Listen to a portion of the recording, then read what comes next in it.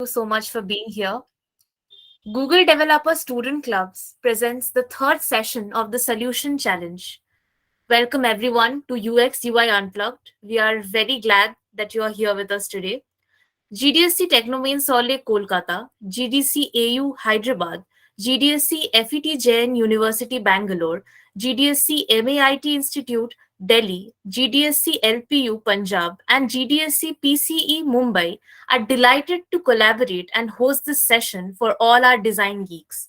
We truly hope this session will help motivate and guide you towards your goal and design dreams. Everybody here must be very excited for the solution challenge that is going to be taking place later.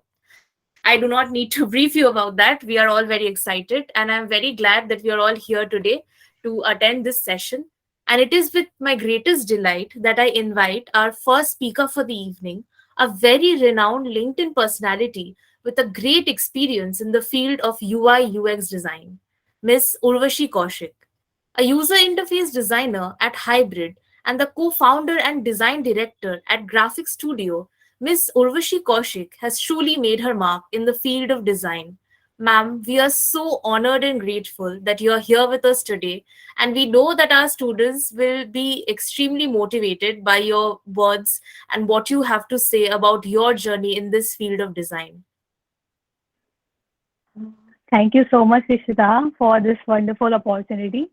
I am also a student. I am still learning and growing, like these guys. So I will just try to keep this session short and straightforward and knowledgeable for all of you. So if you say, can I start with the session? Yes, ma'am. Okay, let me share my screen.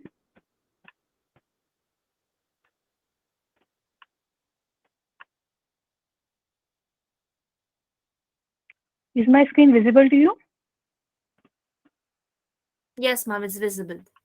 Oh, so today in this session, I'm going to talk about how to get started in your UX career.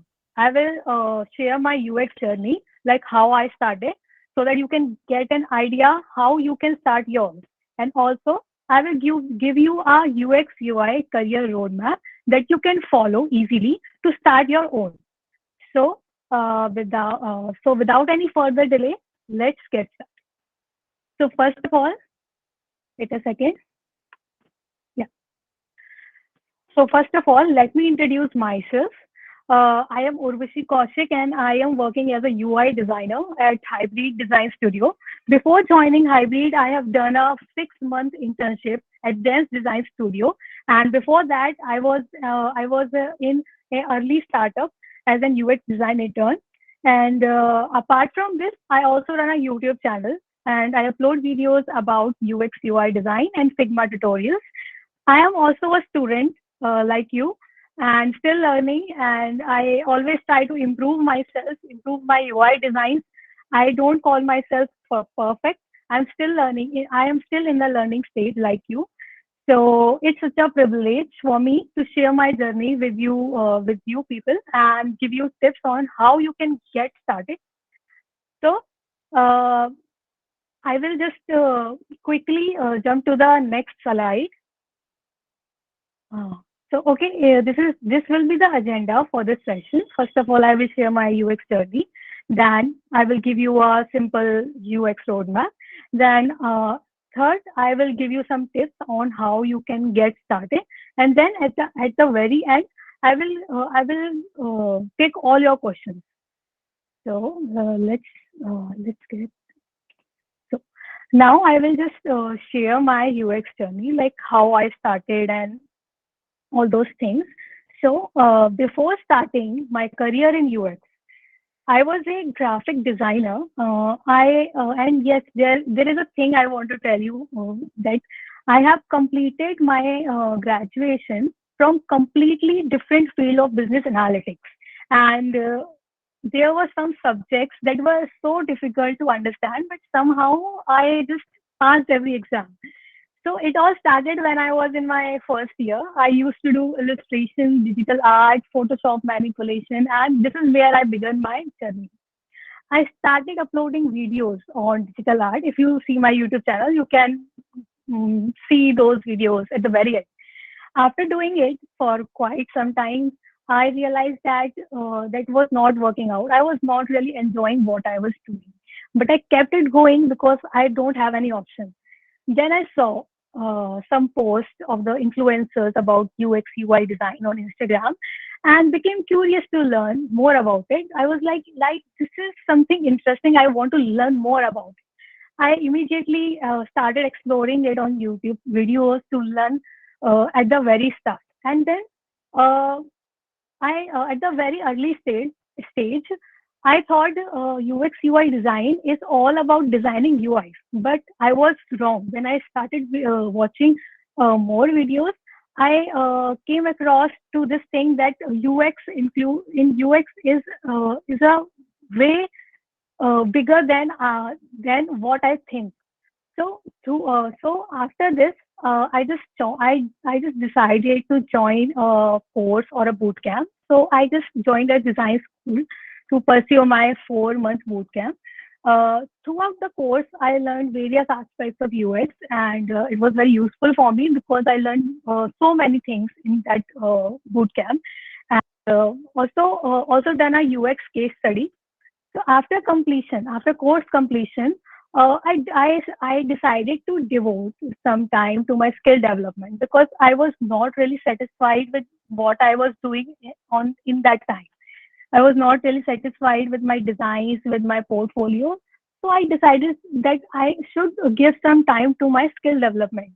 So I took a daily UI challenge and made at least one design every day and started uploading YouTube videos simultaneously. And now, when I look back to that time, I think that was insane. I was managing YouTube, my college, my daily UI, and few months after, I have to manage all this with my full-time internship and was posting on LinkedIn regularly.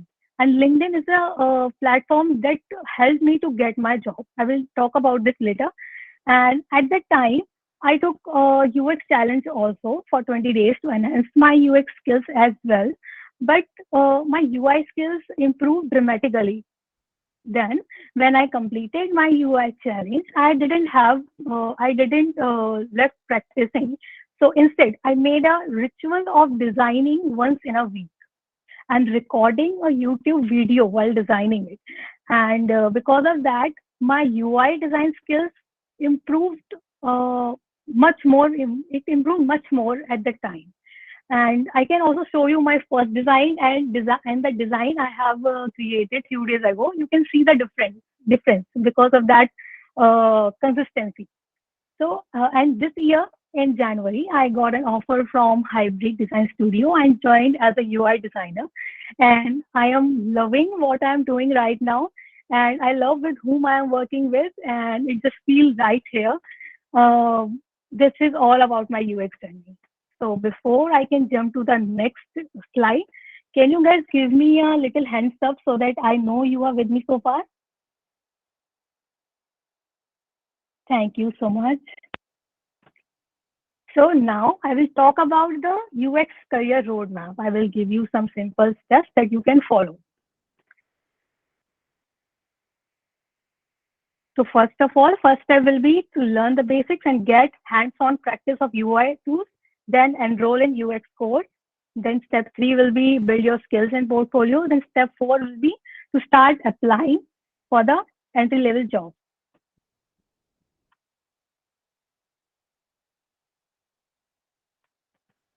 Okay. So first step is to learn basics. When I started my UX journey, I started with understanding the basics of UX UI design. Uh, you can do this uh, by searching on YouTube. You can learn from good YouTube channels, and also you can take a free course at the early stage. I always recommend to take a free course first of all, so that you can understand how things are working out for you in this field. Uh, then familiarize yourself with design principles, user research, and all those things. So first of all, what you have to do is understanding the basics. You can do this from YouTube videos and also try your hands on the tools as well. such as Figma or Adobe XD and Sketch. Sketch is for Mac only, so you can just leave it. You can just start by learning Figma or Adobe XD. They are pretty similar, so you don't find any difficulty in learning those tools. So this is the first step, understanding the basics. You can do this by YouTube videos or you can take up any free course. That's what I done. Okay, let's move to the next slide. I have listed down some of the videos here. You can check them out. I will share this PPT with you.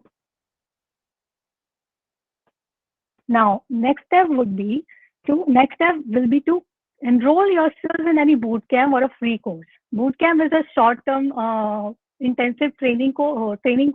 Course is a kind of it can be long or it can be short. This is the difference between bootcamp and course. So in the next step, actually what I have done, I am just telling you what I have done while I started my UX learning. So in the next step, what you have to do is now you have understand the basics of UX UI design. Now enroll yourself in any good bootcamp or a free course to understand every aspect of UX UI design. When you enroll in any course, you will learn everything in detail, every aspect of UX UI design in detail. When I was learning from YouTube videos, I was not able to get the idea of it. So then I decided to join a course. It will help. It helped me to understand the core concepts of UX design. So this is what you have to do.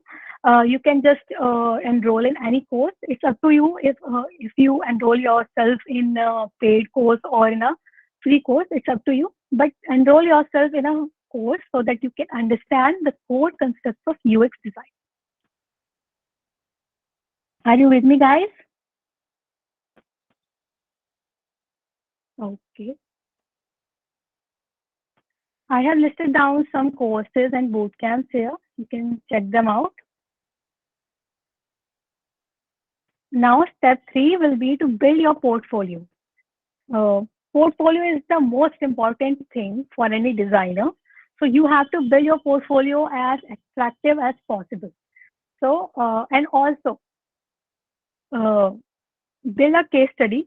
A case study is a very important thing to do. So when you are building your portfolio, always remember to include two to three case studies in your portfolio, because it will help the recruiters to understand your thought process and how you approach a given problem statement. It will greatly enhance your problem solving skills when you do a UX case study. So after you have got an idea of what UX is, then the next step would be to build your portfolio by practice and create your portfolio on Dribble, Behance, or on Notion. Leave Notion because it's a bit complicated, so you can start by creating account on Dribble or Behance. Start creating projects and adding them to your portfolio. Focus on your problem solving skills. Problem solving skills are very important in this field, so you have to focus on that, and also your design process. Okay, so third step was to build your portfolio by adding your designs and case studies. I have listed down some ideas that will help you to build your portfolio. Like I said, creating UX case study that will help you to understand how we use UX research methods to approach a given problem statement. And you can also take UI UX challenges available online like this. Daily UI, I have given the link here, to improve your UI skills, and Crown UX challenge to improve your UX skills. And also practice design on daily basis. Practice with consistency is a key to success in any field. So always keep practicing. It will greatly enhance your UI UX design skills. Never leave practice. Always practice. Add your designs to your portfolio and keep it up to date. When you practice on daily basis, it will improve your color sense, and also how you select certain layouts, icons, and fonts. So that's what you have to do when you are building a portfolio. Last step would be to start applying for entry level jobs. And before you do that, always remember, I always recommend to everyone that start networking on LinkedIn. Create your account on LinkedIn, and you don't have to do it now. Start from the very beginning when you started your UX career. Create your account and start posting whatever you feel like. Use good hashtags and interact with other designers, add them, and you can interact with them through comments, DMs, and through posts. You can post their, you can post their, sorry. So what I was telling you is that start networking on LinkedIn. It will really help you to get your dream job. I know some of you will not agree with me, but that worked out for me. I built my LinkedIn in 2 years of time. I posted regularly, and now my audience is reached to 16,000 people. 16,000 people follows me on LinkedIn, and they love my content. So you have to be very consistent in that, and also be patient while posting, because it will not work overnight. You have to be very patient. So before start applying for any entry level jobs, you have to start networking on LinkedIn. You can follow me like how I did it. You can just replicate what I did. So this was the fourth step: start applying for entry level jobs, and before that, start networking on LinkedIn by posting your design and getting noticed. Now I will just give some tips so that you can just start networking on LinkedIn. Getting noticed on LinkedIn is the first thing you can do before you even begin looking for a job. That's what I said earlier. It will help you get your dream job in the future. Connect with other designers on LinkedIn. Post your designs and work.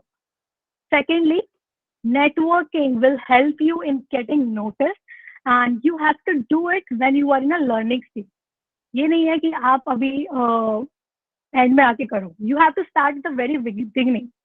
So networking will help you in getting noticed and get your dream job.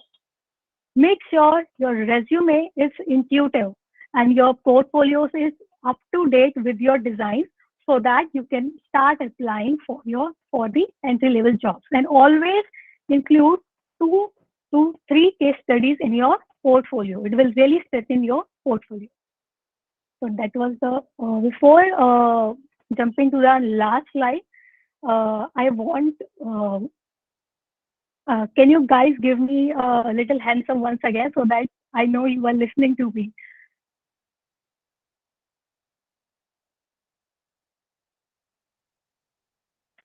Hello, are you listening to me, guys? Okay, okay, okay. Thank you, thank you, thank you very much. Okay, this is the last slide in which I will give you some quick tips that you can use to start your career. It's not that it will not work out in any other career. It will work out everywhere. So you just have to follow it. Like, first of all, utilize your free time by doing small and easy design tasks. Assign yourself some simple tasks to do, like designing any button, navigation bar, or whatever it is. You can just assign yourself, like, I have to learn this topic today, and like that. So just assign yourself some small tasks and try to uh, do them in the free time. Don't waste your time. Time is very precious for your career. Do for your own and your own career. Second one is set a time limit for every task. When you set a time limit for any task, it will help you to stay productive, and also you will be in a time constraint. So you will complete in that particular time frame. You will not go anywhere. You will complete it at at any hour. At anyhow. So also at and give at least 1 hour after your college to your skill development. You can either use your free time to learn, or you can just utilize some time after your college, or you can just give yourself 1 hour every day to your skill development. Okay. Third one is To keep track of all your tasks, you can set reminders of different tasks you want to do in a day. Don't assign yourself too many tasks. Assign such number of tasks that you can do it in a day. Don't be too harsh on yourself. Take it easy and start doing bit by bit. So set reminders for the task so that you can keep track of all the tasks. Then ask for help if needed. Approach someone who is more experienced than you are. If you approach someone who is more experienced than you are, then he or she will tell you from her or his experience that I have done this, I have done this. So you will get insights and you will get feedback how you can do it, and also where you are lagging and where you have to improve. Okay. Now, fifth one is break large tasks into small ones so that it will get easy to for you to complete. It's not that you have to if you it's not that you have to finish full website landing page in a day, like header to footer. No, you can assign yourself one section and start doing it. Keep it simple and take it easy. Give yourself some time to learn.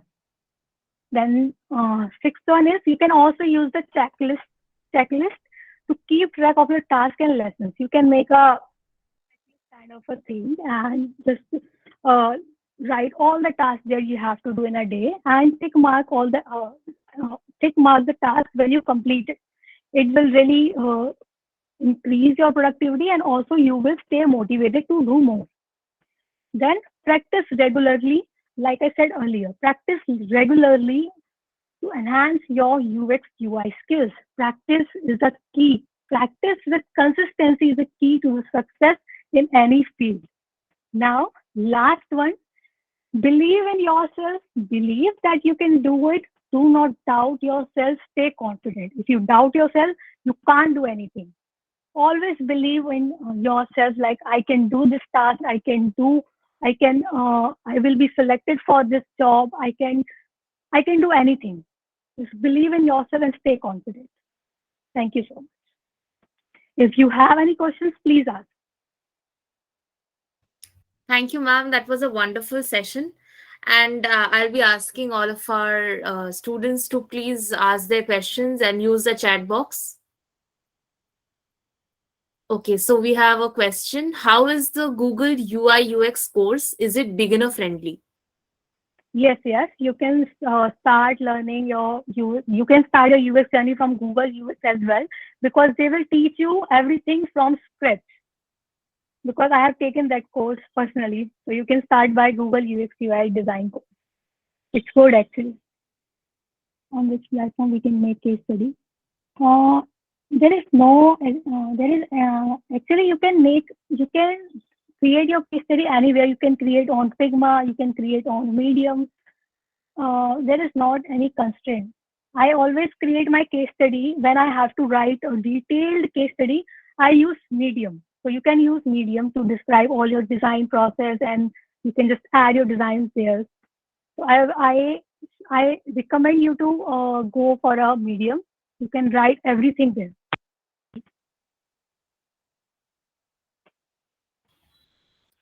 Hmm, Please ask your questions now. let me share this PPT with you.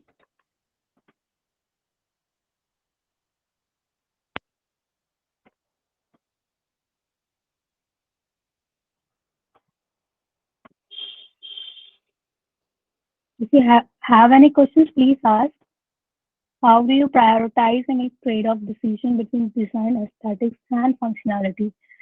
Actually, it is based on what is the problem and how we are solving it. I can't tell you like that because we have to do user research before designing any product. So we prioritize like that. We have to take care of everything like design, aesthetics, and also functionality. Yes, you can share your resume on my LinkedIn. I will check.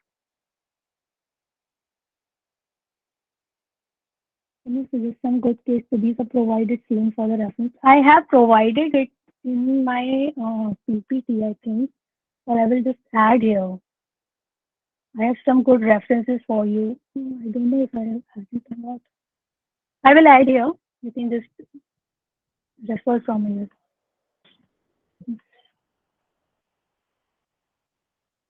I'm sharing the link with you. You can check this out. How do we know? How do we know your designs are good or reading from someone else?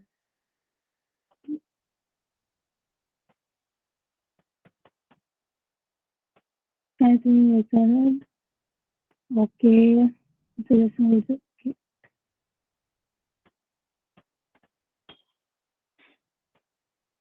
Yes, you can send your quotes. I will take a look. I often prefer minimal designing. How do I switch to a different style, for instance, something funky? You can just try by replicating any design that is more intuitive and attractive. That's how you can do it. You can do it only by practice. What are the best ways to manage college studies and do USC at the same time? I told you now, you can just use your free time or else you can just practice after your college hours. It's a great way to do it. Yes, please share your resume and portfolio on LinkedIn. I have added my LinkedIn link in the portfolio. UI UX is all about designing the product. Web development is something else. Web development is out of my reach. But UI UX design is all about designing the product by taking the user needs uh, as a, how can I say, you have to be user centered when you are designing any product. So UI UX design is all about designing a product by taking into account all the user needs, wants, and their motivation. Web development, I don't know. It's out of my reach. How do we validate our that they are good? You can validate your designs by testing. You can just, testing is something way bigger. So you can just reach out to any experienced designer to validate your design. He or she will tell you how you can improve in your design. Yes, please. I'm sharing my book. Wait, I will take a look to this.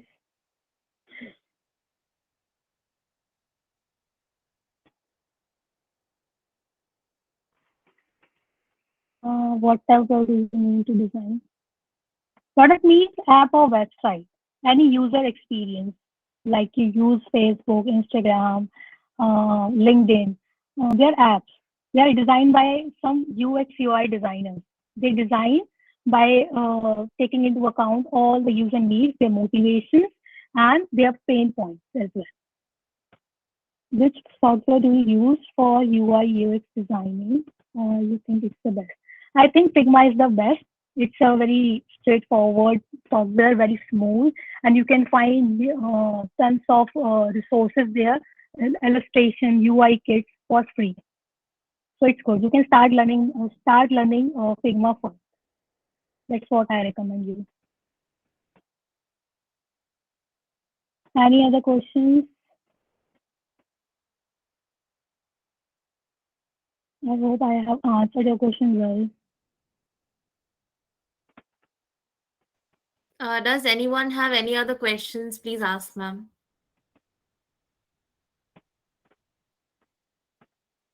if if you have any questions in the future, you can just reach out to me on my LinkedIn.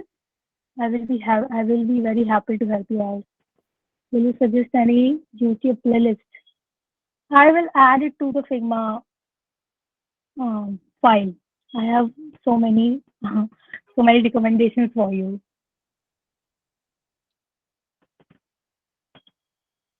I will add a Figma playlist also, so that you can start learning Figma as well.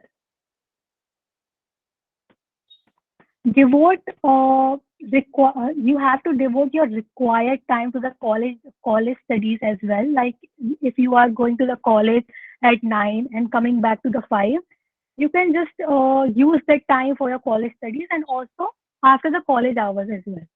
But for if you are planning to transition to UX UI design, you can give UX UI design 1 hour time every day, and it will help you. You don't have to give more than 1 hour. You can give 1 hour and you will learn everything in just couple of months. You have to be very devoted.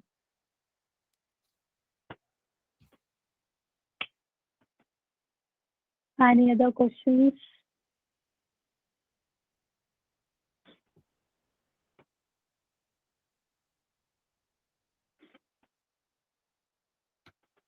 Thank you so much, ma'am. It was such so wonderful getting to interact with you and learning about your journey through the world of design and UX UI. I know a Thank lot of our students, even through their questions, they have learned a lot. And through the resources that you have suggested them, they will also, I think, get started on their journey. So it was very nice hearing from you and how you have taken your career and your dreams forward. So I know the students have been very motivated from that. So thank you so much. It was such a great delight to have you here. thank you very much for this wonderful opportunity. I hope my PPT will help you out in the future. And if there is any doubt, you can reach out to me uh, directly on LinkedIn. I will be very happy to help you. One more question. I What is think the we have starting one salary more for a... question. Yes. Yeah, I was reading that. What is the starting salary for a youth UI? Actually, it depends on the company. When I started my first internship, I was getting 10,000 per month. So it depends. I was a UX design intern and I was getting 10,000 per month. So if you are joining any good company, you can get 25 to 30,000 as a fresher.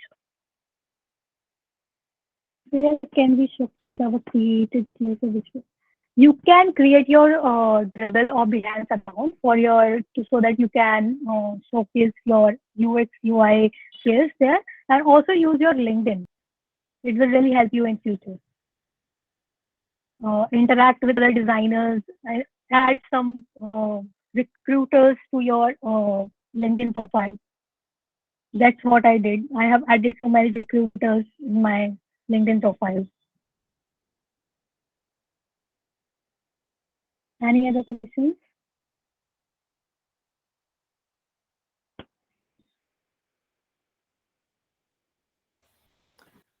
So I think everyone has asked their questions and cleared their doubts. And thank you so much, ma'am, again for being with us. And thank you so much for sharing Thanks a so lot. many resources that will help all of us in the long run. Thanks a lot. I feel privileged to deliver my speech to you guys. Thank you so much.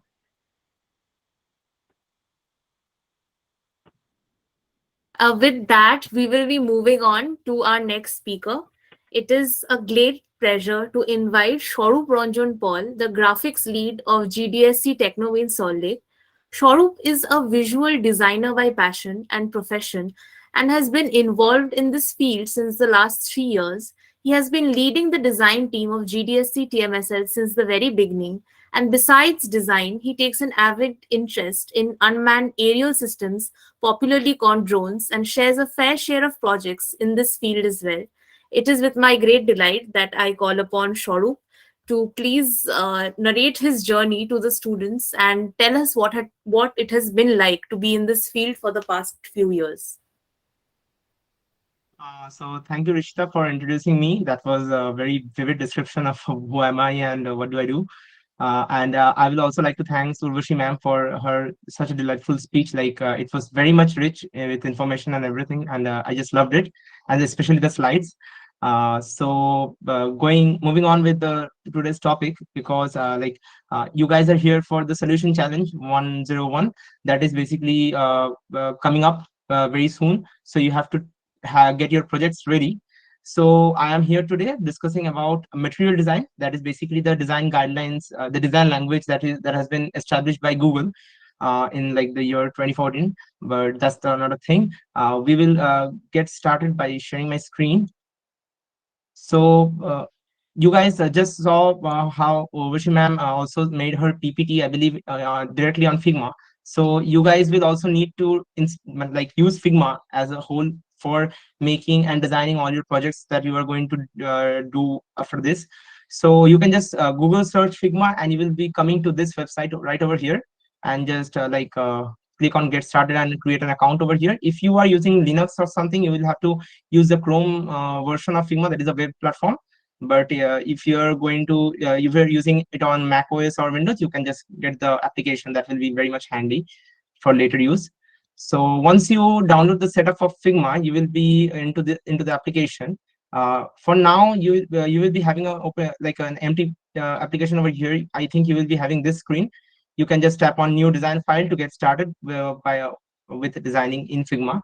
And basically, I will also insist you guys to go for Figma first, because like for the sole purpose of material design and designing with Google softwares and technologies, you will be like having to use Figma a lot, because material design plugins and their resources are mainly framed around Figma. So that will help you a lot in using material design guidelines.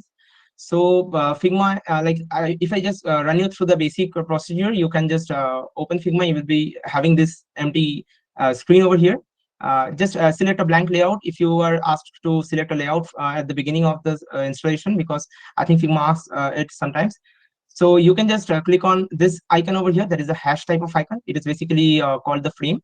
Frame is like basically you can imagine this portion of the screen to be your table, and this frame thing is basically like a chart paper over which you can like draw and do stuff.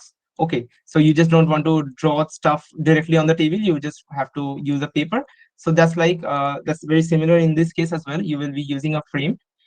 So I can just select any preset frame from here. Let's just go with this frame.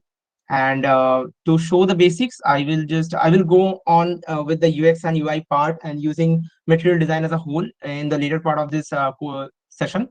So this icon over here, the next icon, will give you the basic shapes that you can play with, like rectangle, ellipse, line, arrow, etc., etc. You can just use this to create separate different shapes and all. I guess since you guys are designer, you will be quite familiar with the pen tool, as you guys have might have used them in Adobe Illustrator or Canva or anywhere. So that's that thing with Figma, and this is the text tool to create text boxes so that you can write stuff over here.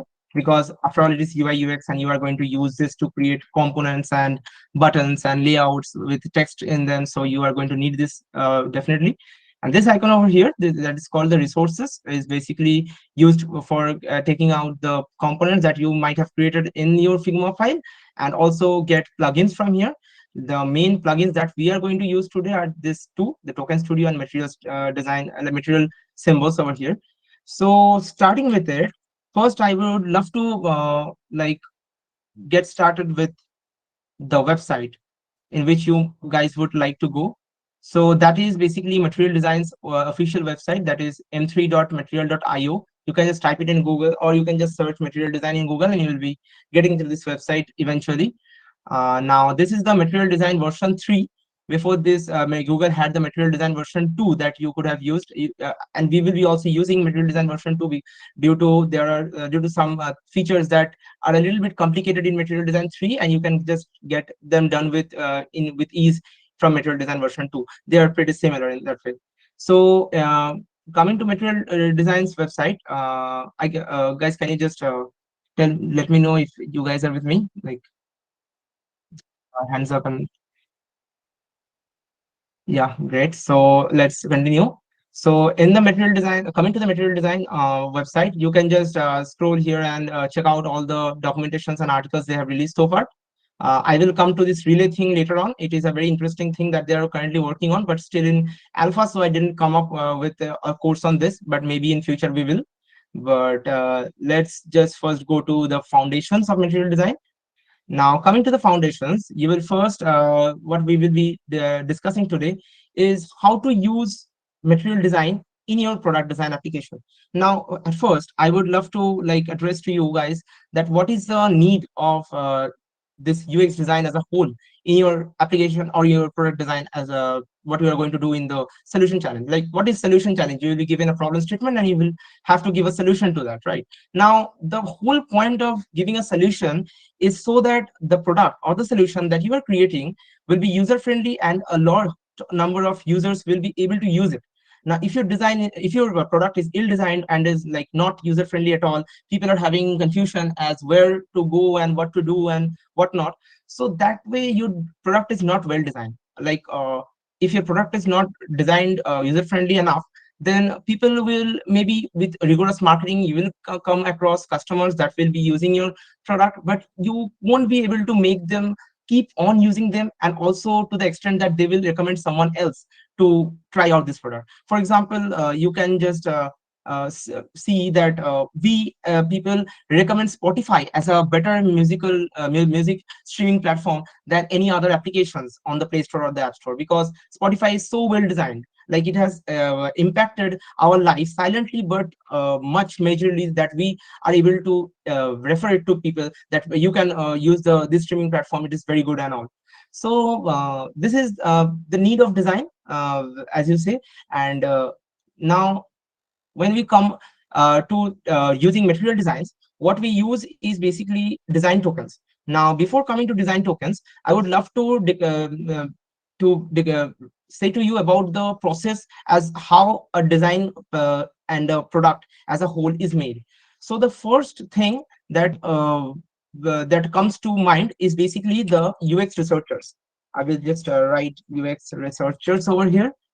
Now, the UX research team is basically doing all the research about the need of the product, the whether the uh, people will be like, what type of customers are we going to hit with this product, what type of user base are we aiming at, what are the requirements, what are the problems we are aiming at solving with this product, and everything. That's the job of the UX research team. Now, for the sake of this solution challenge, I know that you people will be very much aware of what product you are going to make, what solution you are going to give. So we will not be going into UX research that much. We will be solely focusing on the next part of the process. Now, coming to the next part, the next part of this flowchart will be the UI design team. Now, the UI design team is basically uh, hell lot different from the UX researchers. The UX researchers will be sending the recommendations and their researchers to the UI team, and the UI team will be sending over the style library, the design files, and the UI packages to the software development team. The software development team that will be creating the software and the like coding and everything.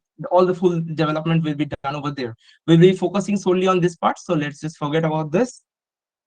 And now coming to the this part, UI research, UI design team will be basically sending over all their UI components, their design tokens, and their style guides and style libraries over to the software engineering team so that they can use it. Now, typically, what we do is basically we create JSON files that the software development team can, or the web development team, whatever it is, can use the JSON file to import the design component, the style guides, and the style parameters into their mother code.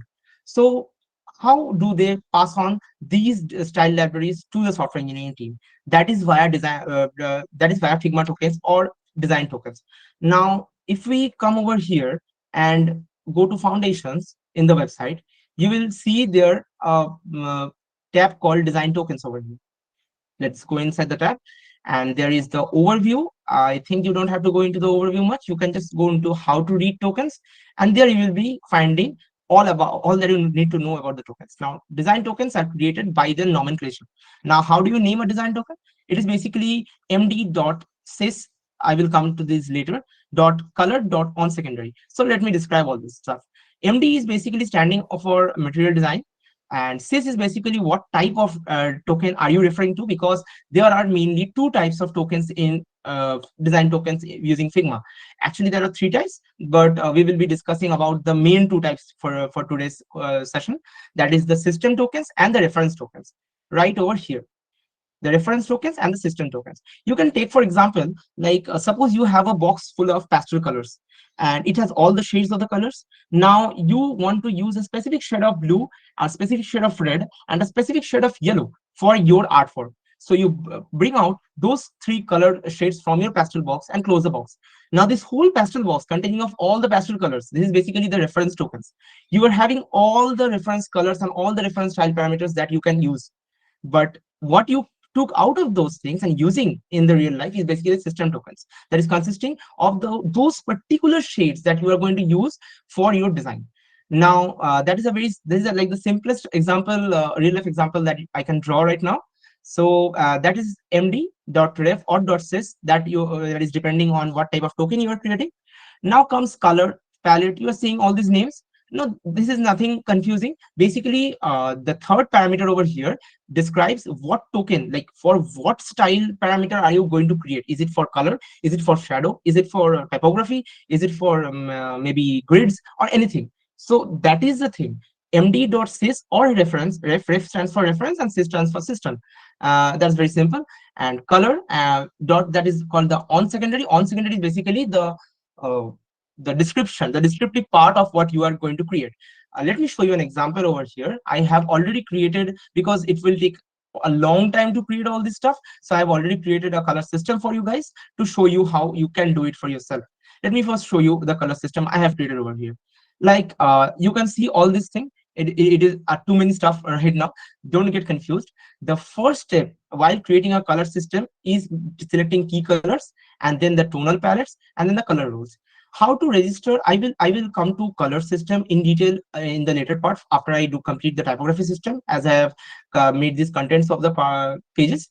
Now how to make register a color as a Figma token. So for that, let's just create a blank page over here. Like this is a blank page. Just forget this thing, I have just created that for like branding and stuff. Let me just create a box or something to store the color. It's optional, it's just for visual representation, so that you can like understand better, or maybe a fellow designer in your team can understand better as how, like what color you are going to use in that part of the application or in that part of the component. Let me just give it any color, just any random color. Let's just select this color. So what's the color code? It's FF4646. Now, are you going to register this color as a design token? For that, you are first going to go to, I will send this this whole Figma file as a link to you later on. So you can just go through all this stuff. And also you will be getting the recording of this session. So it will be just fine. You will like get done with this. I am confident. So let's just go to this resources tab and go to plugins. You can just search for Token Studio or Figma Tokens, whatever you want to call it, because Figma Tokens was the previous name of this plugin, and then later on it got named as Token Studio. We will just click on run. It will just take a few seconds and it will load up. For me, yeah, see, it will also come to you. I guess some guideline of how to use it will come. Just skip, and let's just press on new empty file, because we are creating a new file over here. You can see many parameters over here. These are all the styling parameters that you can create using design tokens or using Token Studio in Figma. So let's just close this tab so that it gets bigger, and we are using this color, and we want, our aim is to register this color as a Figma token inside the Token Studio. So how to do that? Just search for color. You will find it right over here. Go into the plus icon that says add a new token. Now you have to give a unique name to it. Now the name will not be like any variable name in a code. The name that you are going to give will create the JSON structure in which the style parameters will be put into the code. Okay, so just let's just follow the name parameter as they have shown over here. See, it says md.sys.color.onSecondary. So let's just go with a simpler name. We will write md.ref, because we are creating a reference. For example, we can also create this. I will come to those later. Dot, maybe this is because this is a color type of style, then we will write color. If it was a typographic style, type of style, then we have to write type skill. For this, we are doing with color only. And dot, this, all these dots will basically create the class structure over here. Okay, you will see very soon. Now, let's just give this a name. Let's just give this test color one. So that's test color one. We can use this hex code over here and copy paste it right here. So I don't know why this is not taking in. Maybe it will. Wait just a minute. Oh, sorry. I'm sorry. My bad. My bad. I'm very sorry, bro, you guys. I just forgot to write that hash over here. That's why without unit nothing will happen. Anyways, so let's just redo that. Test color one, and you can just write a description. This description is basically for the software development team and also for your design team, because this will be added on like a comment in the code, and they will get to know as in which part, what part of the UI they are going to use this application or this particular color style. We will just write this is a test color and just create it. See, I think guess you will be familiar with the structure. And if you go to this JSON tab, you will also find the JSON code of this. What you are supposed to do is create your whole style library. This is basically what you are creating over here will be the style library, and copy it and paste it somewhere in a notepad or in a Sublime text or anywhere and give it to your software development team. Or you can just export it directly from here as well. So that's the thing over here. Let's just go back to listing. We can maybe add another color. Let's just maybe take a shade of yellow and take the code over here. Now, suppose you are going to add another color as a design token over here. So are you going to create another token by the first method only? Don't do that, because that will be taking a lot of time, because you have to write all the names time and again, time and again, time and again. So just once you have created, just right click on it, and you can edit here if you have gone, if you have done something wrong or something, or you can just click on duplicate token. This will come up. I will just delete this one copy thing and change it to color 2. I will change this hex code value, and this is test color 2 maybe, and just duplicate it. You see, it has formed. Now suppose among these two colors are our reference colors. I'm going to use this red color for our system. So I will make a copy over here just for visual representation minded. This has nothing to do with all this stuff. Okay, so I will create a copy over here that shows it is a system color. So how to make a system token? I will just right click on it, duplicate it. I have right click on that red color because I'm going to use that only as my system. So I don't have to rewrite this code over here, this hex code. I will just change this test color to test color, test color one to test color, so that it shows this is the system, and change it to sys. So just a minute. Did I just, okay, I just made it sys. I'm sorry. Let's just make it ref, and it will create a reference. So that's how you are going to use that's how you're going to implement all the colors as your color style over here. Let's and what you need to do is basically create a style library, not only as a JSON code, but also as a Figma style library, so that the fellow designers in your design team are going to use those directly from that portion of the of Figma, so that it makes it a hell lot easier for the design team to keep the design consistency throughout. Listen guys, the design consistency part is a very important thing. Like suppose you are having an application with a page number 1, that is basically the home page, and then maybe fourth or fifth page, that is maybe a settings page or something. So if a person sees the first page and then he sees the last page, the design should be that much consistent that the person will be able to recognize, yes, both of these pages are part of the same application. So that is what you will be calling design consistency. For that, Google has developed this material design guideline for you, so that you can maintain the whole design consistency throughout the project. So I will for now delete the, okay, sorry, I forgot to mention the styles part. You can just create on styles and create styles over here. It will create a folder structure over here that will store all your system colors and reference color like this. So this is how you are going to create styles over here. Now let me just go ahead and do something different. Let's go with typography. See, we have written over here playground, because like we are going to test all of the features over here, so that you can make it for yourself, and I'm not going to like edit any stuff over here, because I have already created them for you. You can just refer to this file that I'll be sharing later on in this session, and just go do away with it.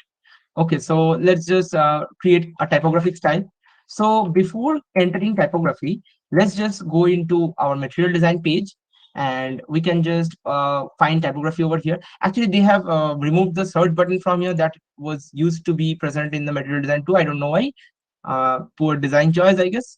And they have moved it to styles, then typography, And in typography, you can just go to type scales and tokens.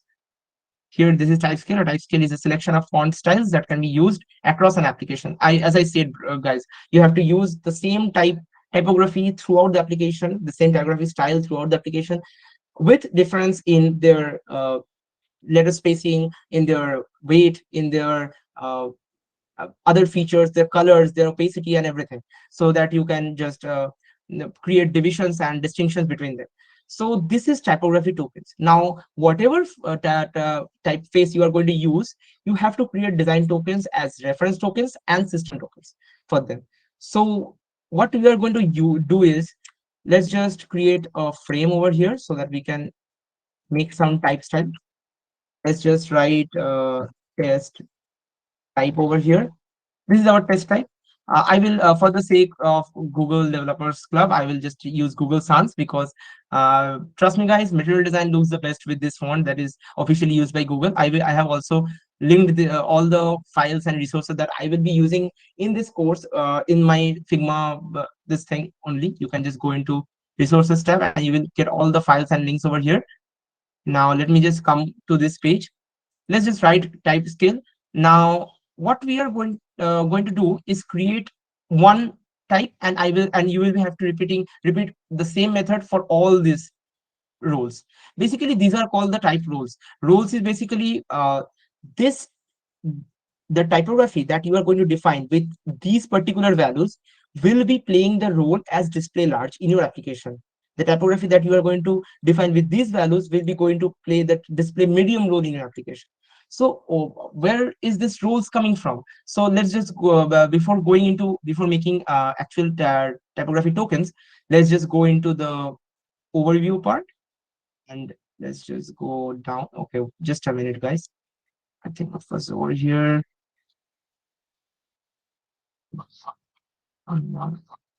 Yeah.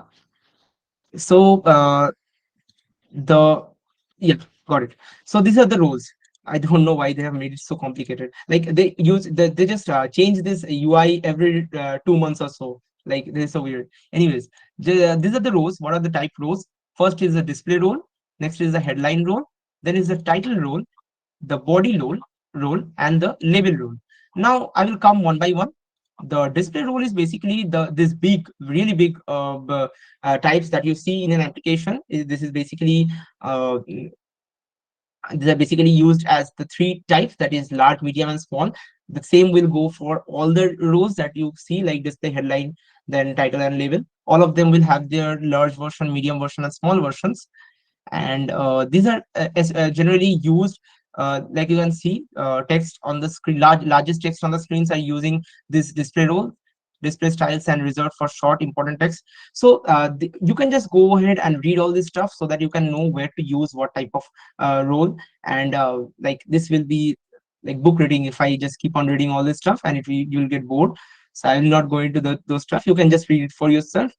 And how to create the typography styles. So let's just go back to type scale and tokens.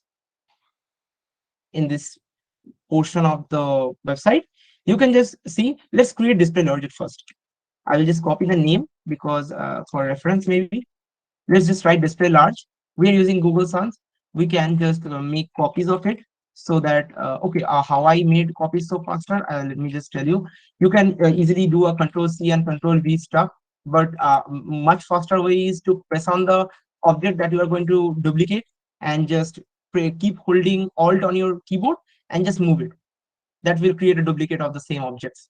Okay, so that's a small design tip from Figma. And you can just press on Control D after this to replicate. Just a minute. You can just press Control D after this to replicate the last affected motion. So you can see I have written display large 3 times. I will just make it medium and make it display small. Okay, so I'm sorry, I will just go ahead and make it display large regular.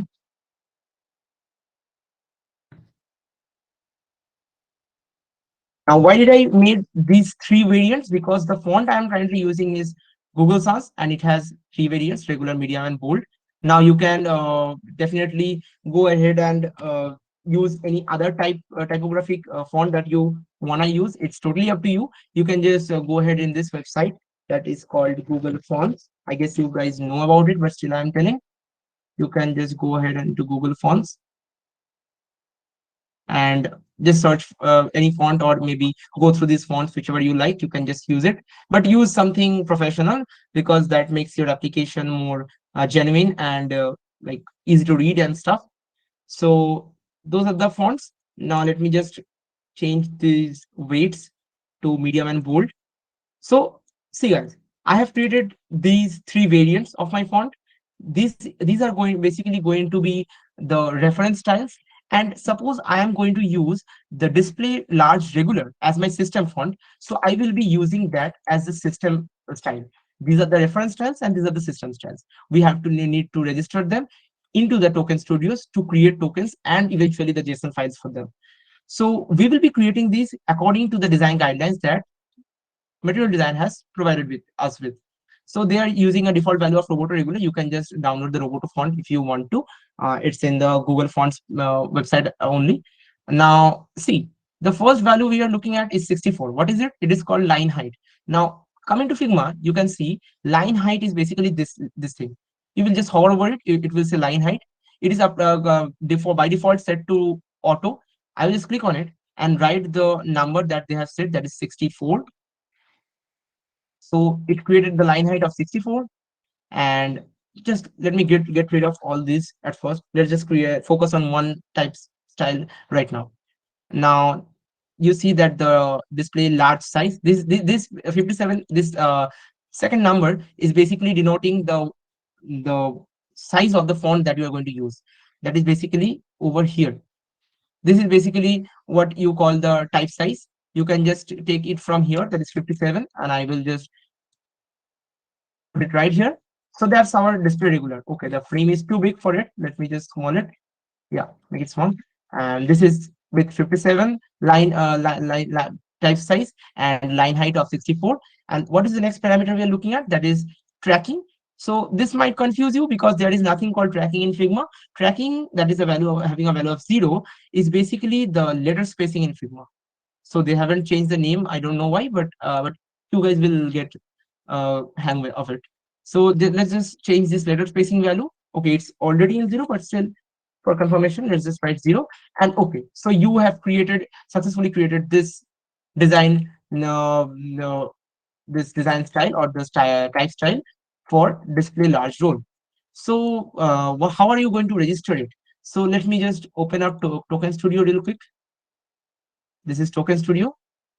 Let me just create our empty file. I have deleted the last file, so it is showing me like that. Let's go to typography and add a new token. Now we will name this token as md.ref, because we will be first creating the reference styles and then we will be creating the system styles.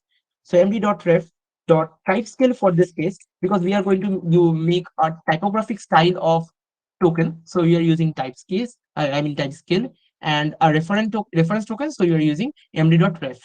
So md.ref.typescale. Just take note of these things, guys, because these are a little bit confusing. You may forget, but trust me, the whole thing depends on the naming of this. Because if you miss any value over here, it will totally change the code that will be generated in the JSON file.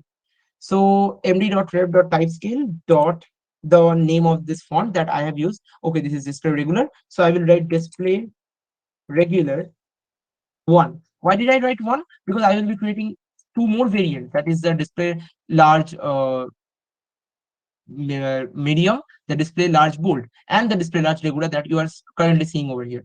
So display large regular, I will name it, and I will put in the values over here. The first step of making this token will be a little bit tedious, but then you will be going ahead with duplicating them and creating multiple copies of the same by just changing the few values over here. This is the weight. Now how you are going to get the weight? So you are seeing that here they say md.sys.type.display large weight.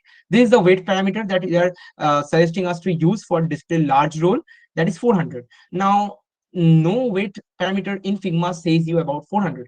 How to know that which weight style of your font is basically 400. So for that, let's go ahead into Google and search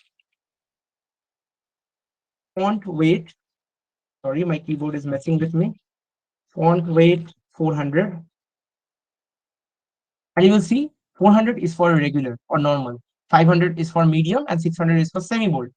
You will just get this into your head after one or two practices, and you will not have to like go into Google every time to see that. So for 400, we will not be writing 400 definitely over here. We will be writing regular because we need the Figma token studio to talk with Figma's file right now, not with material design guideline. But as we can see, this is 400. So we are writing regular. Line height, we have provided just 64. We will copy it and paste it over here. The type size, we will be pasting it over here, font size 57. This is the tracking value that you saw over here. This value, that is 0. We'll be definitely going ahead with 0 over here. This is paragraph spacing. All of this will be 0, guys. You can just go ahead to check these values over here. You can see the same icon over here, paragraph spacing, paragraph spacing. This is 0. This icon, you can just click on this three dot menu and you can just get over here. That is paragraph spacing, paragraph intent, both are 0. So you can just write it 0 as well because this is also paragraph indent value. So, and this one is text decoration. What is text decoration? That is, you can just use a strikeout text, you can use an underlined text or stuff like that. So, for that case, we will give that freedom to the developer or to the software development team. So, let's just go ahead with as typed over here. Oh, okay, it is called none. I'm sorry, it is not as typed. That is basically the case over here that is called as typed. So, we will go ahead and write none. And in the case, this is a text case. You see, it can be all capital, it can be lowercase, it can be sentence case, etc., etc. We will just writing as like, and you can just give a brief description over here, like use this as display large regular and create the token. Now you see, we have successfully created our first ever typographic Figma token. Now, if you want to create multiple copies of it, what we will do is that we will create duplications, with two duplications. One will be having the medium and one will be having the bold. Now, three of them will be having the same size parameters. Why, you ask me? Because display large and this font weight regular or large is different. Don't get confused. Display large is the size or these parameters 57, 64, 0. These parameters make the thing display large, not the font weight. So we are going to create three variations, regular, medium, and bold, and we can just duplicate it. Just change this regular name to medium, and we will be writing here medium as well. Sorry, medium. All this value will be untouched. We will just changing the description to medium. We are doing this to make sure that maybe we are using regular as a system type for now, but maybe in the next month the team decided that no, the particular area where the display large text is used, we can use a thicker or a much weightier font over there. It will make it look good and maybe make it more useful. So you can just easily, the developer can easily change it by just switching from the system font from the system tokens, to the system tokens from the reference token section. So we will be creating, use this as display large medium and duplicate it. We can again do it. Okay, I will not be showing each and every one because it will take a lot of time to make that. So maybe you will be doing that on your own for your project. I will be showing only for display large. The rest I will be showing in my style library file over here that I have created for you guys. So from here, these are all reference styles. We can just duplicate any one that we want to use as our system style for now. And we will be just use, okay, see guys, I at first named them as display large regular, display large medium, like that. But now I'm going to change the name to display large. Why? Because display large is the name of the role. What weight are we using over there, that is up to me. So I will be using display large for my system token, not display large regular. Mind it, guys. Now let me just change this as, use this as display large. All these values will be same, and let's duplicate. See, This is the system style that we have created, and this is the reference styles that we have to choose from. If you go to this tab, you will find all of this listed over here. So that's how you make it. And for visual representation, we can just duplicate it as our system. We can just give a name like reference for maybe the other team members to refer to. This is the reference, and this is the system. So that is how you create the typographic system for any application or product or website that you are going to create. So if we now if you want to make it a little bit more perfect, what you can do is we can just first click on styles and create styles over here. It will create a text style over here that will be containing all the reference typography styles and all the system typography styles that we created just now. If you want to change any values over here, you can just click on the settings icon, and you can see over here to change the values. Like it happens to us that we make certain mistakes here and there, like this one, and we can just change it right over here, so we don't have to go to this token studio and stuff like that. Now if you want to link all these to the token studios tokens, then what you need to do is click on the particular type, that is display large regular, and click on display large regular. That will make it linked with the token studio. Click on this one and make it display large medium. Click on this one and make it display large bold. So that's how you are going to make all this stuff. You can just see when I click on this, it will show me the type over here. You can just unlink it from here and make your necessary changes, but I will again link it. So that's how I created this whole table over here. You can see I will zoom in. This is the display large following the values mentioned over here. This is the display medium, the display small. You have to use all the values as they have provided over here. That's how you are going to follow material design guidelines to create your material design application.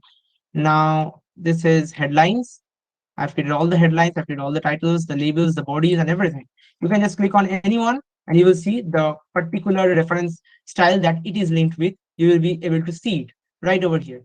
There is the smallest, the body is small. So you can just refer to like that. And I will show you the text styles that I have made over here. It has all these type styles from where you can choose. So that is how you are going to create typographic styles using Figma tokens. So are you guys here with me? Can I get a hands up? Okay, so good to see. Now, the next thing that we are going to come to is color system. Now, this is a very interesting part of the figure of the material designs concept. Let's just go to material design and select color and go to color system over here.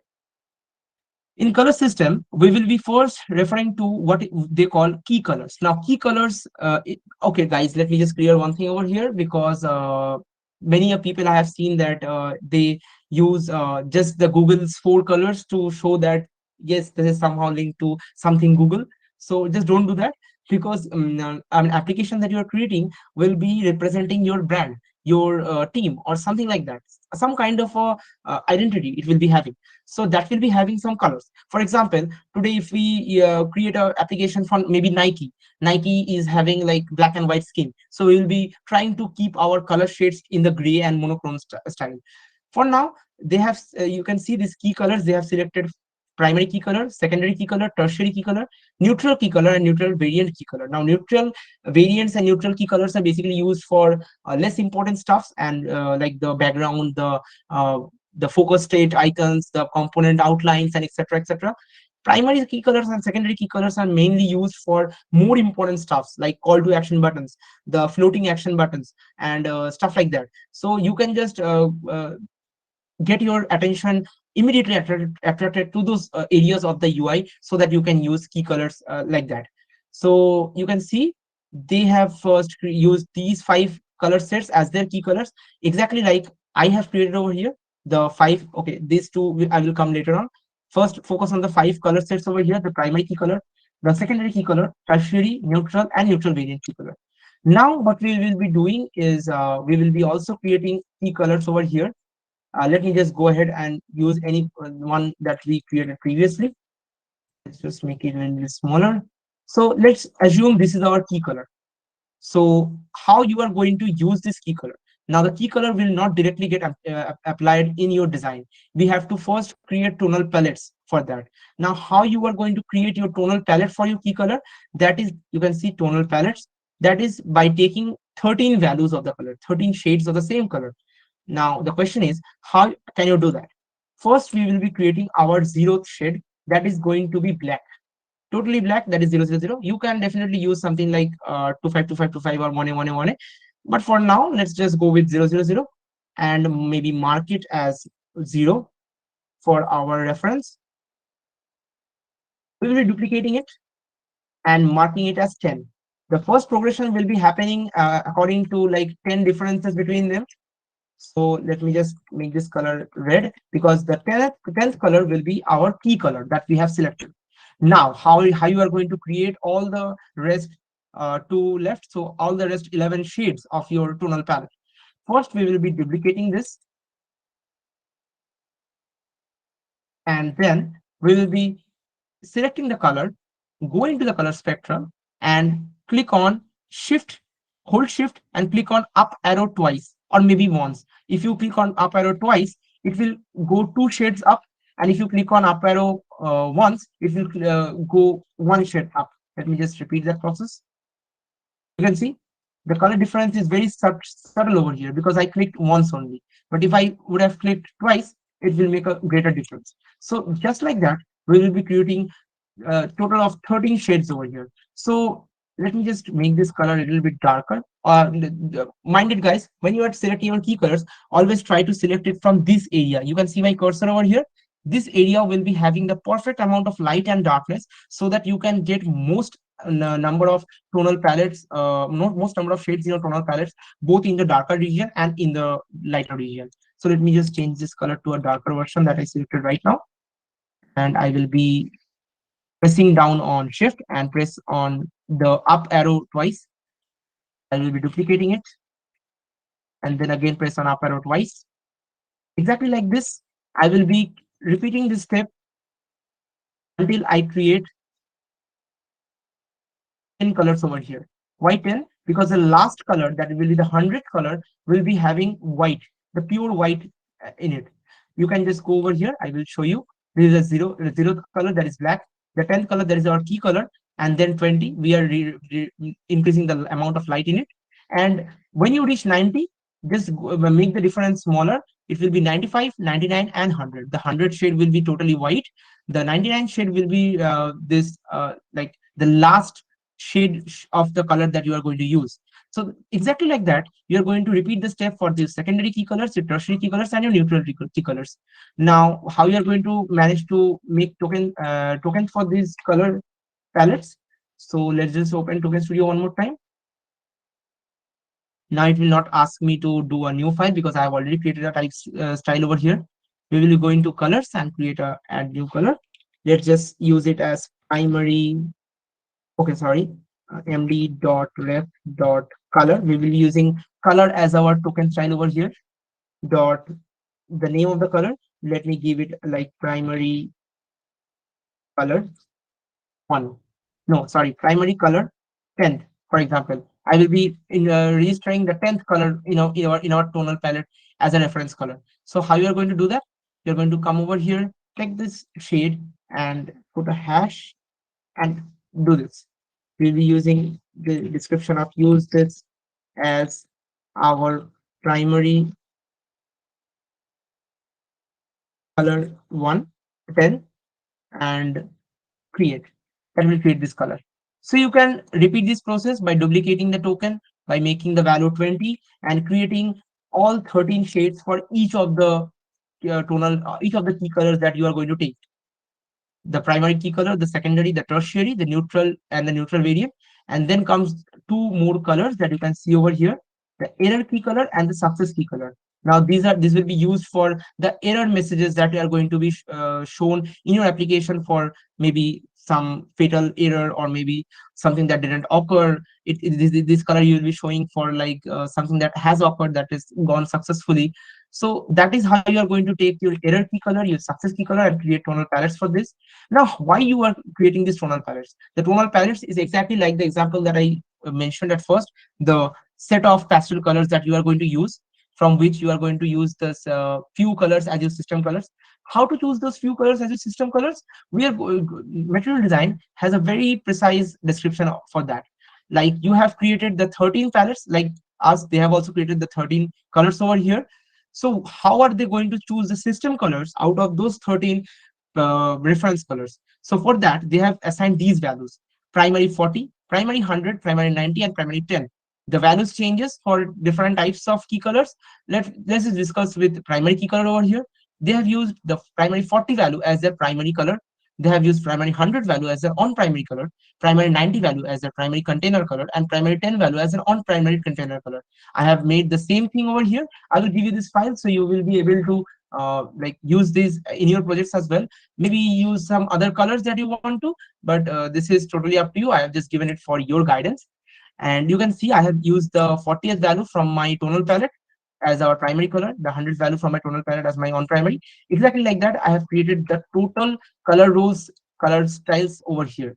Now what we are going to be making sure is, we will be registering all these colors as our system tokens, system color tokens, and all these colors as our reference color tokens. You can see whenever I press on any color in this area, it will be showing up here as MD ref color success, or maybe MD ref color primary.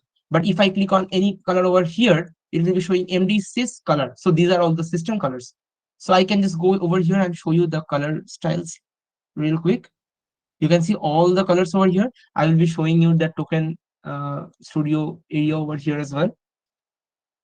Let me launch it. Yeah, so you can see I have registered all the colors over here, starting from the primary 0 to success 100, and all the colors for on primary container, primary to on success, success container, everything I have used in our reference and our system. I have registered them here. You will also have to do this so that you can generate the JSON code for all of those system and reference colors.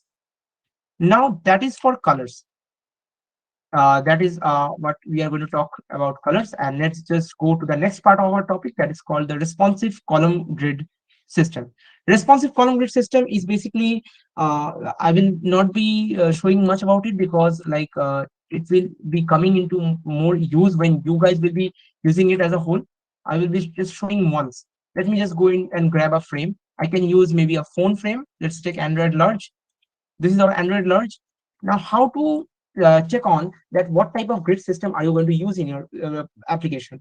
Like, the grid system that you are going to use in your application will define the gutter spacing, the margin values, and also the column values, the spacing between elements and components in your UI. So for that, we will be selecting on the artboard over here and selecting on layout grid. Now in the layout grid, it will first come up with this grid that we don't want. Definitely, we'll be creating on this layout grid settings and selecting it as columns. Why you are selecting it as columns? Because material design guidelines tell us to use that as use columns in case of that. So how to get to there? Let's go to our foundations, go to layout and understanding layouts. So there is one catch over here, guys. They have already released their spacing values and the parts of layout values over here. But when I used Material Design 3 in an earlier stage, I had a table over here that was much more handy than this current version of what they are using. So this table is much more handy when it was what it used to be. So I had a copy of that. So I also created that for you guys. You will be just navigating to this layout breakpoint guidelines. I have created the whole table over here. This table you will not find in the directly on the the material design website right now. You can just refer to my table because this used to be there, but they have distributed these values in separate sections of the website. So it's a little bit harder for you guys. So it will be easier to refer to this table. So let's check on this breakpoint range. This is basically the width range of the width value of our artboard. The breakpoint range, it says for 0 to 599, it's a portrait style handset or a phone, and 600 to 839 will be foldable small tablet, and 840 plus will be large tablet like the desktops and stuff. So let's just see in our case, this has a width value of 360. So that falls in the range of, just a minute, I messed up. That falls in the range of 0 to 599. That shows it is a phone and handset. We can use the number of columns as 4. So let me just select these and set the count value of columns to 4. Then we will be coming back to this and check on the minimum margins. It says 8 to 16. So material design recommends you to use 8 as a minimum margin value for this.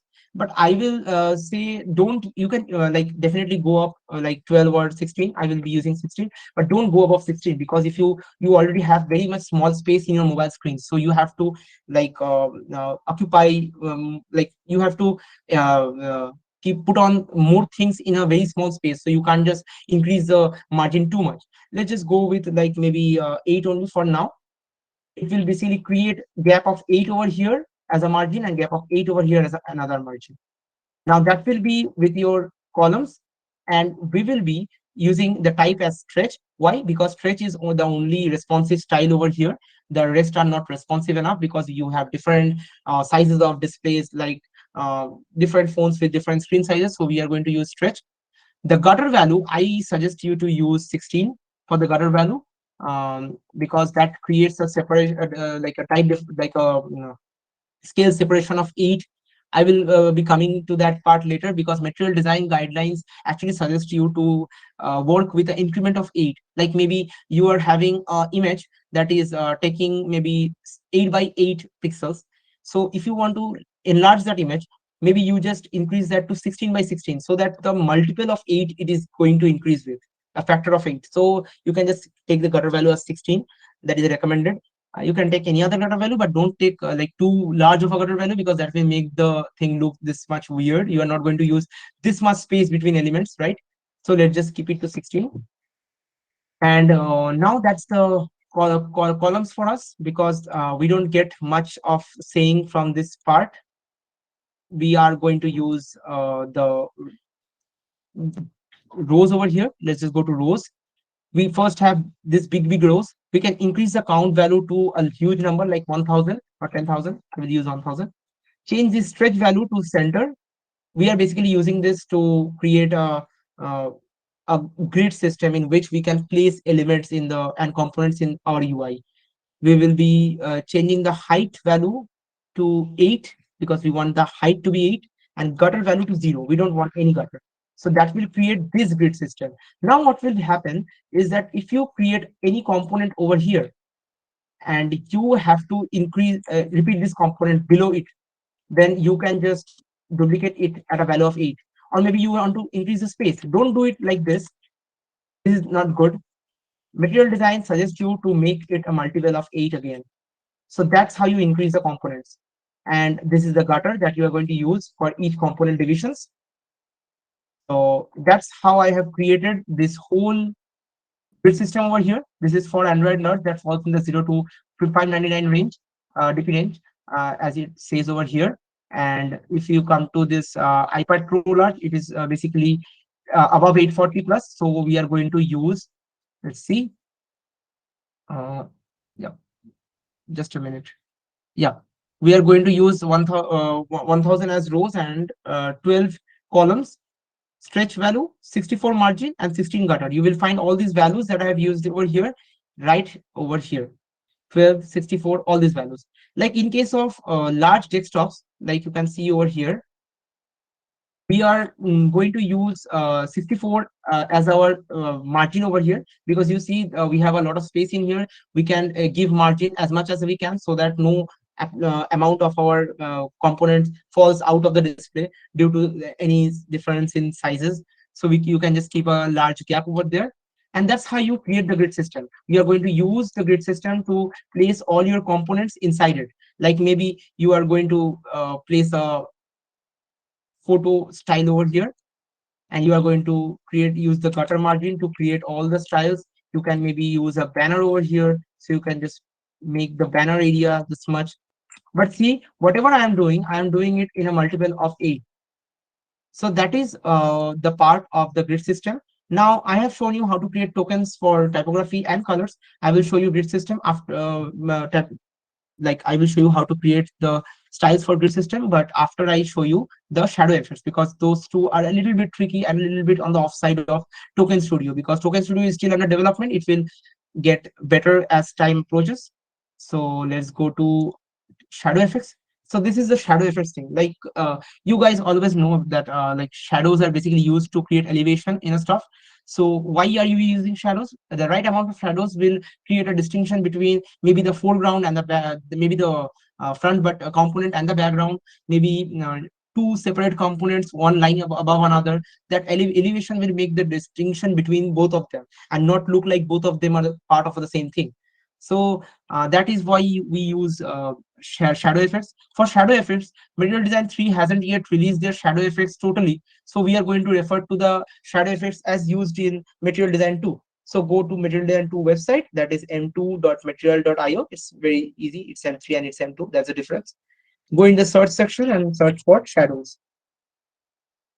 Now in the shadows section, we will be finding this archive over here called Shadows Resource Material Design. Click on it and it will take you to the page of Material Design 1. Yeah, now, Material Design 1 has all the elevation properties that we are going to use to create our shadows. You can create all the elevations, but you not necessarily need to create all of these 4DP, 3DP, 6DP, 8DP, everything. You can just select some of the elevations from here and maybe keep them in reference and use maybe one elevation or two elevation types as your system. So exactly that I have used. You can see they have used here called penumbra, umbra, and ambient shadow.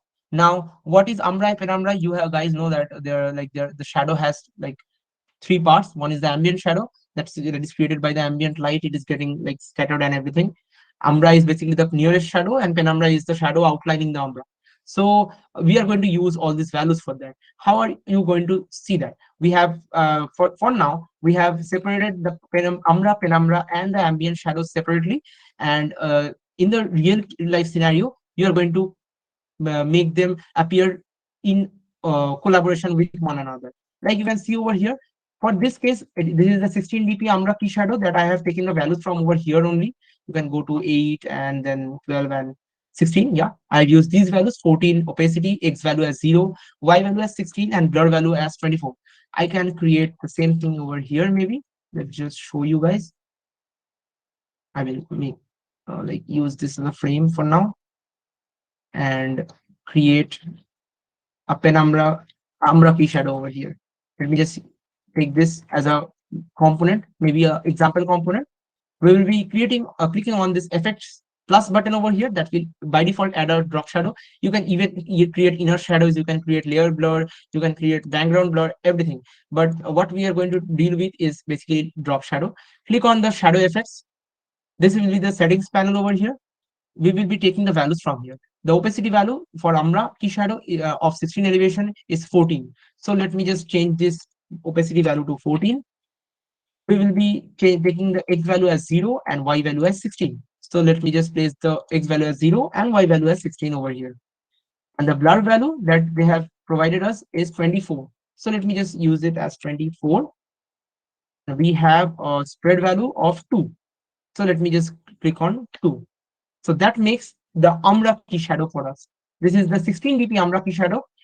You might think that over here the Umbra key shadow is this small, but over here it is so large. This is due to the scaling. Like I have used a much bigger scale over here, so it appears to be so small. In this case, I have used a small scale, so it appears to be so large in relative. So like that, you can use all these values and create the Umbra, Penumbra, and ambient shadows in the shadow property over here. You can see I have created the 16 dp Umbra, Penumbra, and Ambient, and the same for 8 dp and 1 dp as well. Now the 1 dp I have showed this for representation, but we have to create the tokens for this. So how can you create the tokens for this? We will be definitely launching the token studio from here. In the token studio, we will be going down and find box shadow area. You can see box shadow. Wait just a minute, I have already added it, so it's not appearing. Yeah, over here, box shadow. Let me just go into this part, go into token studio and run it and go into box shadow. I was showing in that file where I've already created. I have to show you how to create it, right? So let's go to box shadow over here. Let's click on plus and give it a unique name. Maybe name it md.ref dot uh, 16 dp shadow. Uh, yeah, 16 dp shadow Umbra. So that's how you name it. And the thing is that you have to take the name. Just a minute, I will just check on the name. 1 minute. Yeah, this is, yeah, I've done it right. 16 md.ref.16dp shadow amra. So that's the name of your thing. It is showing here inner shadow. Click on drop shadow so that the settings changes. We will be taking the values from here. What we have put here is a value of 0 for x, 16 for y. We will be changing this value to 16, blur property to be 24, and spread value to be 2, and this will be 000, that is black. We don't get a option to click on the set the opacity value, but I will be coming as how to set the opacity value in these tokens as well. I guess they will add the opacity layer later on with the development of Token Studio, but for now it is not present. There is a workaround as how to incorporate this opacity value in that. I will for now just write that use opacity to be 14%. So let's just create this. So that will create a box shadow. Let me just see. Yeah, we have successfully created our first reference shadow token. You can see all the properties listed over here, 0, 16, 24, 2, and the 0. Now, how to set the opacity value? The same. Okay, let me just duplicate it and create a system for you as well. That is system and duplicate it. Yeah. Now, how to change the opacity property for these shadows? Go to styles, click on create styles, and click on create. Make sure you select all the three of them. Now, if you click on outside, you will see that we have effect styles over here as well. Just click on it, go to any one of the shadow that you want to change, click on this gear button, and change this from right over here. Change it to 14, and that will do the job. Exactly like this. You can change the opacity value. I guess this will change later on with proper development. And you can see the box shadow is also applied over here. You see box shadow with all the properties listed right over here. Now, let me just go ahead into listing and check out how to create the tokens for this grid style. Now, right now, you don't get a default tokens type over here saying grids. Maybe it will come later, but for now you can click on other and add a new token. Give the unique name to be grids. Just a minute. For here, because there is no token type called grid, you will not be naming it as md.ref.stuff, because let's get honest, this grid style will be coming to of no use for the developers at first. It will be coming to use for the designers at first, and when the designers will be creating the uh, prototype of the application, they will be getting the code with all the spacings and all the grid properties right in there. So it will not be the tokens for this grid style will not be helping the developers directly. So we will be first writing over here grid, like maybe mobile, because we are using Android large. We'll be using the name mobile grid, and the value over here we will be just a minute. Let me just check on it one more time. So I have created mobile grid right over. Okay, the value will be mobile grid only, because we don't get any other value over here, because this is basically only for use, only for creating the styles over here. So you can just name anything you want it to be, and provide here all the details that you are going to use for it. Let me just go into it. It has a column count of 4, so I will be writing column count equals 4. Then I will be writing the type is stretch. Type is stretch, and like that you are going to add all the details that you can see, because this is only used by the designers to check on what type of grid are we using in the design to maintain the consistency throughout the product. And finally, the gutter value will be 16. So let me create this. I will be creating only one grid style over here for now, and maybe create styles, and that will do the job. Now, that's how you are going to, yeah, that's how you are going to add the grid as a token. But it is, I will repeat, not going to help any of the developers, because it is also not going to create a style directly over here. It will just get registered in the token in the Figma file. You will have to click on this artboard and click on this button over here, and click on create style and name it as mobile grid. This is a little bit tedious job, I know that, but what can be done? It will get developed eventually, and that will create the style for you.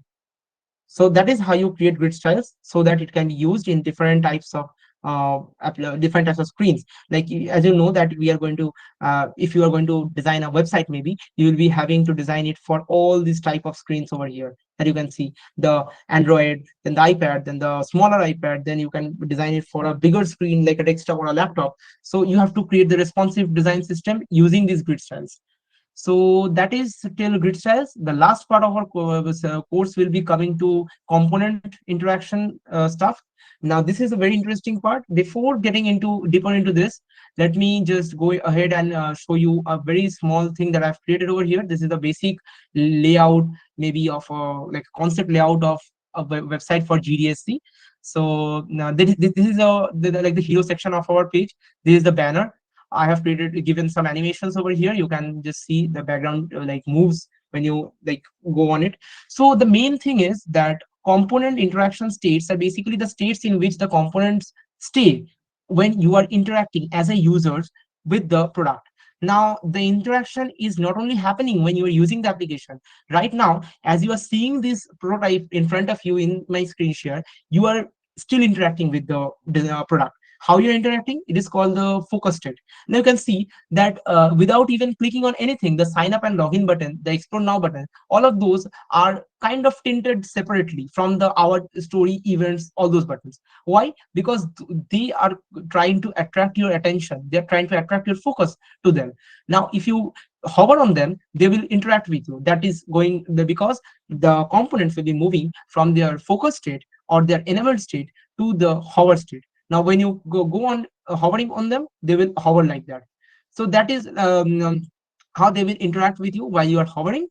And even in these areas of the area, like the menu in the navigation bar, you can add those animations in the component, because all the motive of creating these component interaction states is so that the application, the product is interesting to the user. The user keeps on using it because he will find it interesting to fiddle around with all the areas of the application. Like you can see, I have also created these areas. Another example of focus state I can give you is if you go into search and search for notepad over here and write anything gibberish over here and just click on the arrow cross button, it will ask you for save. Now see, if I just press on the arrow button on our keyboard, a black outline will keep on moving around them. This black outline showcases the focus state because the system wants you to focus on that particular area, like the save button. Why they do they need to tint the save button differently? Because they want you to focus on that and save the file. So that's the purpose of focus mode. I will not save the file definitely. Let's just go into this area and check out the component styles over here. Just a minute. We will be going into components. We will go into buttons and go into common buttons. For today's course, we will be going into not going into much detail. We will be looking only towards the filled button states. You can see the contents over here that is called filled button. Go to field button and there you will be finding these. So you can see there is a field button over here. There is a button with the icon over here. For simplicity, we will be referring to the field button without icon over here. There are default values for the field button that you are going to use. See the design attribute, it says color primary. Now where is this primary color coming from? You remember the color system that we created previously. Over here we had the primary color right over here. So you could have, this is the primary color, so you will be using this as the primary color of the button. So that's why we created the color system, so that the consistency remains throughout the UI design process. So that's the container. Now let me just create a container for you guys. Let's go into this area. We will be making, maybe just use this one only. Guys, first we will be writing over here, maybe we say it as button. We will be giving, for now we will be giving it a color, a random color from here, maybe just yeah. Now the button, we will be seeing what are the attributes that are going to go inside the button. So the button will be having the label text as the font will be label large. You see the label large. So how are we going to use label large? For that purpose, let's just hop on to my original state. Let me just create this for you one more time. We will be adding the label large text over here. How are we going to add that? So we will be first, just a minute.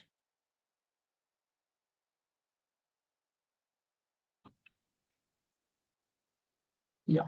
So what we are going to do is, first we are going to add the auto layout for it. We will be right clicking on it and click on add auto layout. That will show us this area. We can just central align all the stuff so that we can have equal spacing on all the sides of the button. We will go into our field button area and check on the values that they are asking us to use for this. Just a minute. Yeah. So they say that the height must be 40 dp, the shape must be 20 dp. Shape basically says us about the corner radius. So let me just go ahead and click this as 20 dp, as I said. Yeah. So the height is 40 dp. So we will be giving the height value 40 dp. Just, yeah. Just a minute, guys. I have some problem over here. Where is, I think there's a glitch. Maybe it will like rectify itself later on. Just refer to this area. I have already created the buttons for you. You can just use these buttons as well. So you have all the elevation properties over here. Where are you getting the elevation properties from? I will show you. You can use all the styles from here only. I know this is getting a little bit boring because you're going to do the same stuff time and again, but like that is how the UX designers are going to do this. So you have to learn that. Let's just go into the elevation property area. Over here, we will be going into styles, going to elevation, and from here we will be getting the elevation levels. So that is the, just a minute, tokens. Yeah, you see, we have level 0, 0 dp elevation. We will be getting all the values from here only. So you don't have to make any hassle around. You can just refer to the website along with the Figma file that I will be sharing with you. So you can get all the fundamental resources from here. And that will like conclude the today's session. Hope you guys liked it.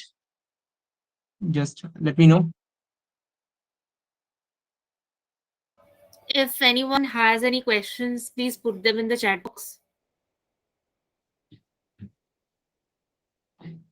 Go ahead, questions.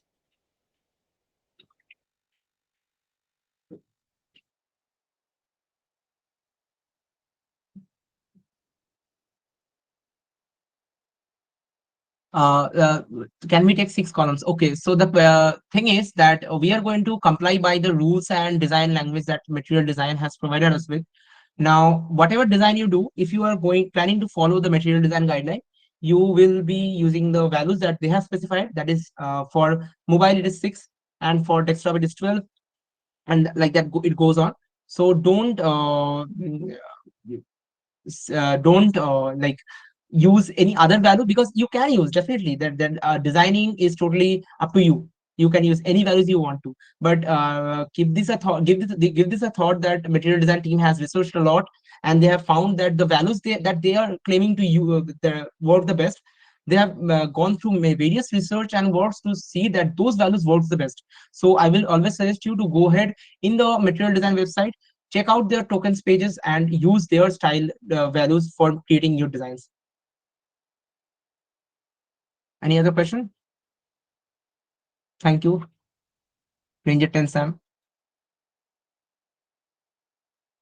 Definitely, just reach out to me in my LinkedIn DM. I will. You can just search my name over there, and you will get it. And there is also a link in my Figma file towards my LinkedIn, so you can just approach me from there as well. Okay, let me just share the Figma file with you. I just forgot about that. Just a minute, guys. I will share you it really soon. It is like a community file. You can just even search for it. The name of the file is style library for a solution challenge. You can just search for style library, and I think you will get it. Still, I'm giving the link so that you can get it easily. Just a minute.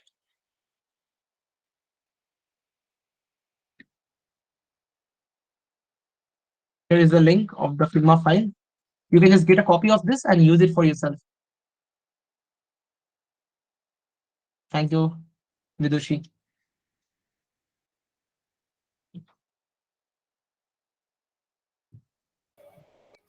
So I think everyone really liked this session. So please like write in the chat box like what part of the session did you like and what will you be planning to do further. And as both of our speakers said, you can reach them out on LinkedIn if you have any doubts or questions. And we have also shared the resources, so please go through that. And I think it was a very interesting session because of Urvashi ma'am and also Sharup. So thank you to both so much for being here today, and thank you a lot to our students who are here also, who are very interested to learn new things. So with that, I will come to the end to this session. Thank you everyone for joining in. It was truly a wonderful time, and please check out the resources. And if you have any questions, you can reach out to the speakers. You can reach out to your GDSC committees. And thank you so much.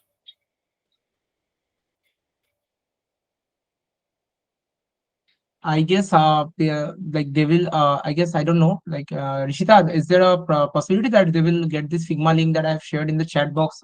Like many of the people, I think they have left, so maybe they will also get the link. Is like Yes, I just think we attach it can to do that. the We can Google. share it to the Uh, individual communities. no, like through the mail and stuff. I guess you can share the link, like to the participants, like that they get. Yeah, we can share it through the groups also. Yeah, yeah, that will do it. Or you guys can just search it over in the Figma community tab.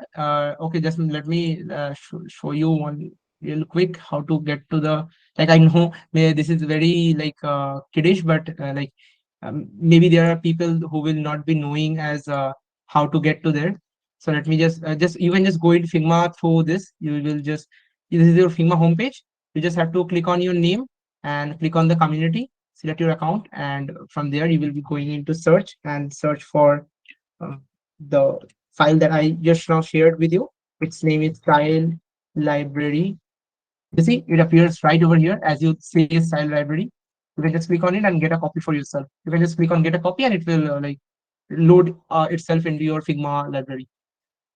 So I guess that helped. Okay, I'll share my LinkedIn real quick. Just a minute. Actually, I'm using logged in through a different computer.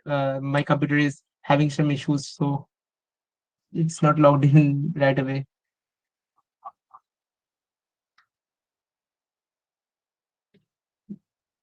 Uh,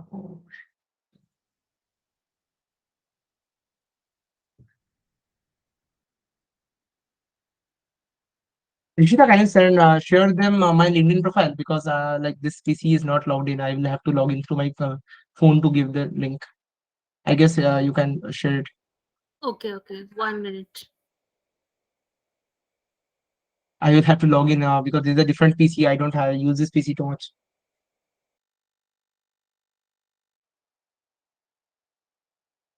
You can just even search for this name and you will get it.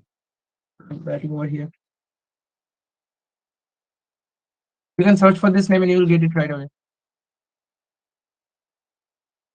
Like I have written it right now in the chat. Just search for this name in LinkedIn and you will get it.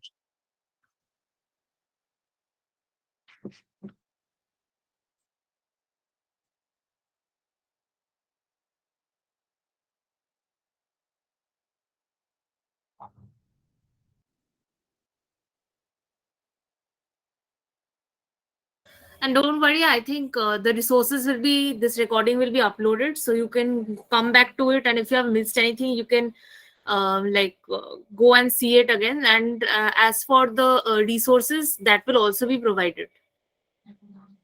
Yeah, yeah. So I think nobody has any questions, so we can end this session now. By the way, I just forgot to mention one thing, Rishita.